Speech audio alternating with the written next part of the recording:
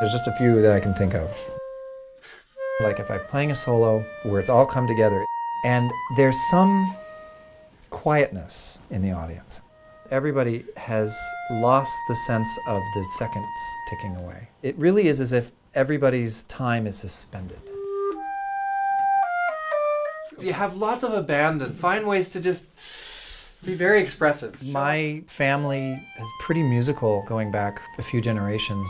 I started out on the piano and reached 6th grade and joined band, and the first thing they ask you to do is to write down the first 3 instruments you want to play. And everybody writes saxophone because everybody wants to be cool.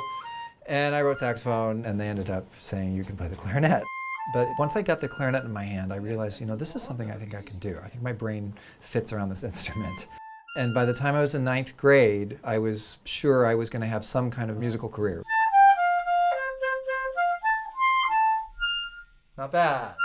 Pretty good. In 2001, I became the principal clarinet of the San Francisco Opera. In 2007, I joined the Symphony as their principal clarinetist. Very nice, very nice, very nice. Okay. Clarinet, because it lacks those overtones, it stands apart from the other instruments in the orchestra. And because of that, it needs some finesse, I think, to be able to be a member of the orchestra with not, being like this odd man out. When it comes together for me, when the sound in my head is what I'm actually making, there's a sweetness to the sound that allows it to blend in with the other instruments in the orchestra. There doesn't seem to be a prescribed or proscribed approach here at this conservatory, and I like that, and I think it falls in line with a lot of what this city is about, too.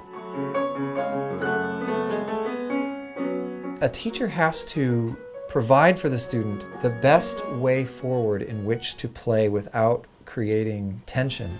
I got really affected by this thing from Frank Zappa's autobiography because he talked about having this Bösendorfer piano that was one of those big, long, extended 11-foot grands, and he would sit at this thing and he'd pound away at it, trying to get the biggest sound possible because it was this huge piano.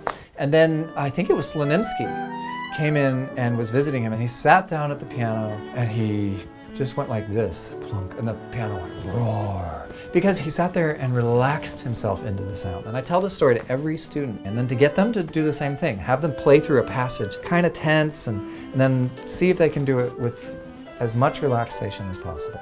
And invariably, it's a better sound. So we hear again the octave. One of the things that when you're lucky, like I have been to, had a teacher that is so devoted to the art of teaching, you want to give that back to those who are coming up after you.